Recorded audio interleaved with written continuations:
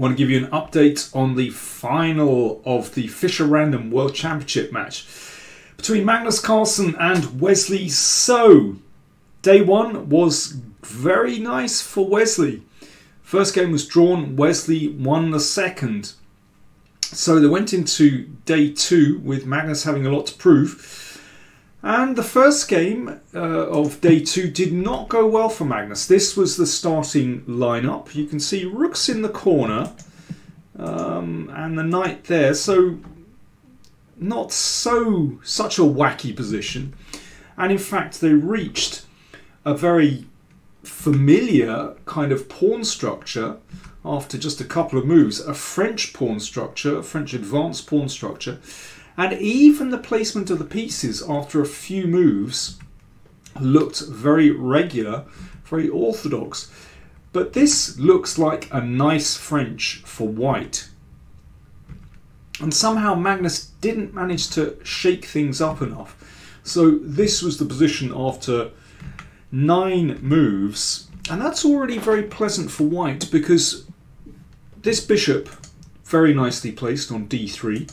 Supported by the pawn on c2, and Wesley has a really nice grip over that d4 square, and basically Magnus was never able to shake white's positional advantage throughout the whole game. Wesley won a really nice game, keeping control. So that meant Magnus fell behind even more. And clearly he wasn't happy. He stormed out of away from the cameras after the game, and didn't give any comment to the press. So he went into game 4 with the white pieces, and Magnus, well, he was on tilt. He started with pawn to a4. Now, in Fischer Random, these opening moves are really hard to know what's the best kind of strategy. Do you claim the centre with your pawns as Wesley did in that game from this position in game 3? Or, as Magnus did, do you shove your pawn up the side of the board? Well, this is incredible. Wesley decided to play in an orthodox way, putting a pawn in the middle, and Magnus just continued with this rook's pawn. This is unbelievable. So Wesley took the centre. Magnus pushed again, of course. Now that the position closes, so Magnus has to hope that he can maybe use the fact that Black's king is a little bit cramped here to his advantage. If not in the middle game, then maybe in an end game. But really, this looks like a very strange position where, can you imagine in a normal game of chess just advancing your a-pawn and allowing your opponent to take the centre? Magnus is taking a big risk here. He played d3 in this position. Maybe trying to get some kind of structure with e4. Well, we'll see that in a second. He could have played e4 here. Now this is an interesting gambit, trying to open up that long diagonal. This would be very creative, and if that's taken, well, let's offer a gambit, f3. So now if that's taken, then that would certainly give white very nice compensation along this diagonal. But of course Black doesn't need to take that. You could just play knight f6. But anyway, e4 is kind of an interesting move. But there are, it's difficult to find a really good alternative for white here because, if you try to attack that centre, then Black just pushes on and just has that big space advantage. So Magnus anyway played d3, and after knight out, behind those lovely pawns, so he played e4. So giving up a pawn in another way, and I suspect he was trying to find a way to open up that long diagonal, but it didn't work out. Wesley simply took that pawn. Very strange position with the centre opening up, and you know, neither king very happy with these rooks stuck in the corner. And here it looks a bit better to play knight d3, but, well, anyway, Magnus went queen e2, and this looks really dubious. So, for the moment, the pawn holds the knight, so Magnus has to push with f3 to get the pawn back. But f3 is not a beautiful move. Look what it's done to white's pieces. The bishop is blocked. The natural square for the knight is blocked. Whereas f5 has actually been quite useful for black. You know, this bishop could come here. The knight could come here. The queen has more room as well. And now, well, Wesley continues in traditional way, just bringing out his pieces with gain of time, attacking the queen in the middle of the board. I mean, you know, if this were from a normal starting position, you'd have to say, well, you know, why are you getting your queen out so early? It just looks so bizarre. Now, Magnus didn't want to play his queen back to e2, probably because it would get hit again with bishop b5. But that would be the lesser evil. He played queen f4, which is even worse. And Wesley castled queenside. I'm just going to do that again. Action replay on the Fischer random castling. So watch how it goes. There we go. Now, the king, you could argue, is maybe taking a slight risk with that pawn there, but actually b7 is covered. Well, I think the key thing is it's impossible for white's queen to actually get on this diagonal. So in fact, Wesley makes a safe castling move. And this is already extremely difficult. So the rook has come into play. Magnus's rook stuck in the corner. This one's stuck in the corner. And, you know, black's pieces are able to move into action very, very quickly. Now, considering that the rook is opposite the bishop, it would seem to me sensible to play the bishop out here, at the very least, to avoid a tactic. And then, well, you'd have to bring that knight out to the side of the board. This is not a good position for white. But again, that might have been the lesser evil, because Magnus played knight e2. That's a disastrous move. g5, and this pushes the queen away to a terrible square.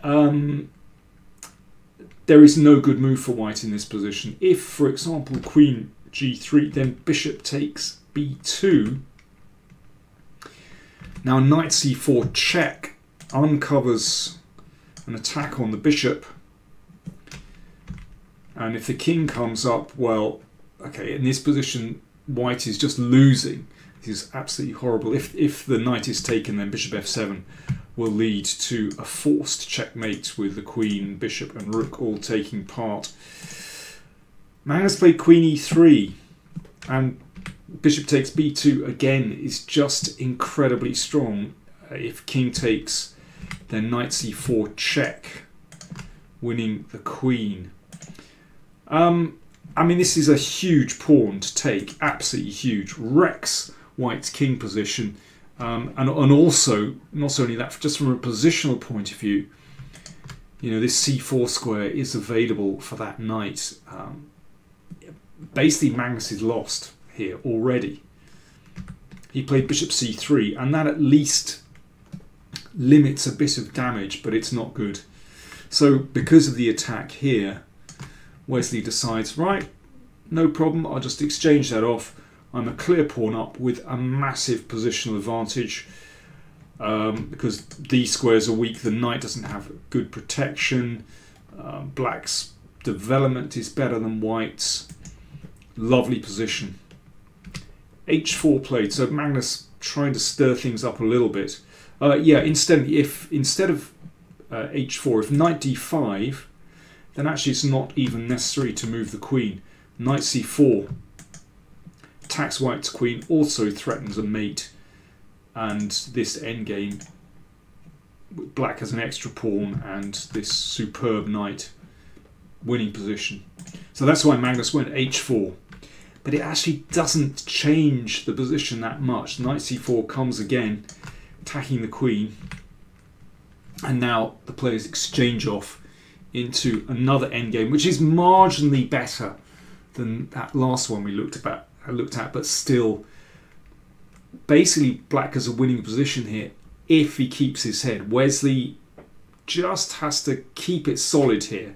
He's got an active knight. Rook looking good. Well, basically black's development is better than white's. But Wesley is very good in these situations. Positionally very sound. Let's see how he did it. Knight came out. Rook g8. Looking at the pawn. Not grabbing the pawn with knight g2, but just playing very steadily. And rook takes g2. So instead of taking with a knight, he activates his rook instead. Good play. So basically all black's pieces looking good here, and Magnus has yet to bring this rook into the game. Dare I say it? Yes, split rooks. It says it all. So now Magnus is 2 pawns down, split rooks. He's lost. And the rook just slid back again. Rook d4. Going on the attack, yes, that's a good piece. The rook comes back. And c5, looking to press forward here to disturb that bishop. So Magnus has managed to actually connect the rooks, but it's too little too late.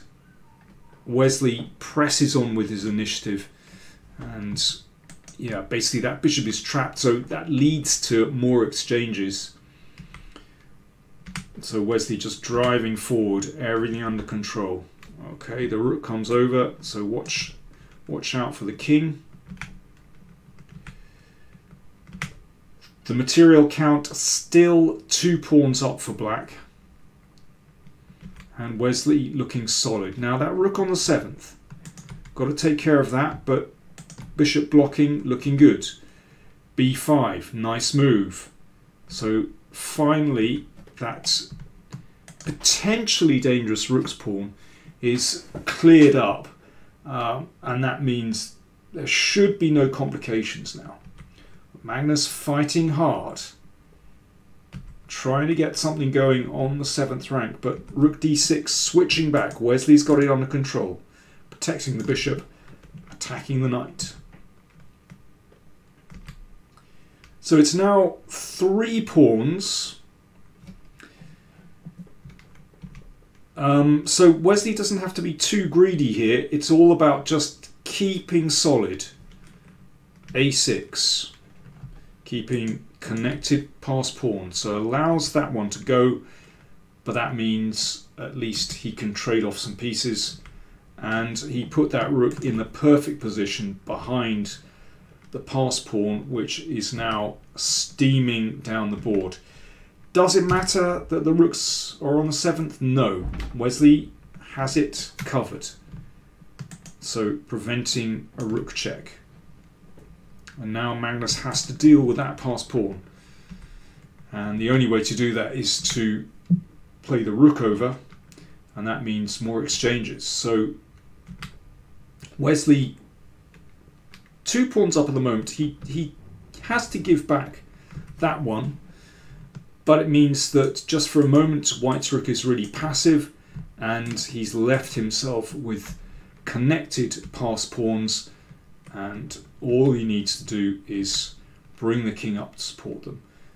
Only thing that Magnus can do is try and get counterplay, but no.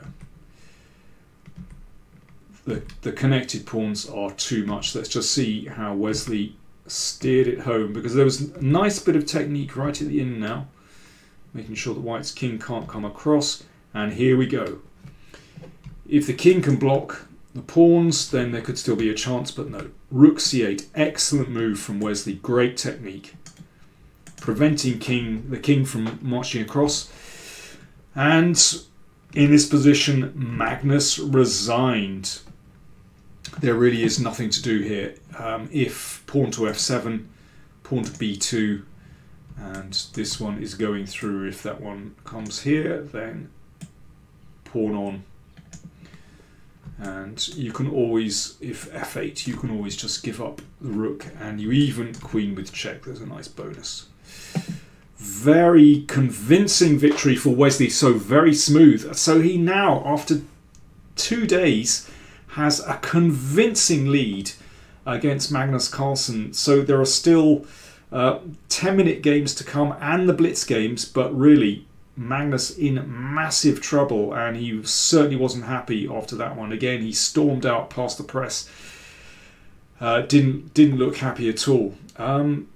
But yeah, congratulations to Wesley, who really made it look very smooth and very simple. I should also say congratulations to the South African rugby team, who won the Rugby World Cup this morning, at least this morning in England. They completely outplayed England, outclassed them. But we'll be back in training on Monday morning. See you.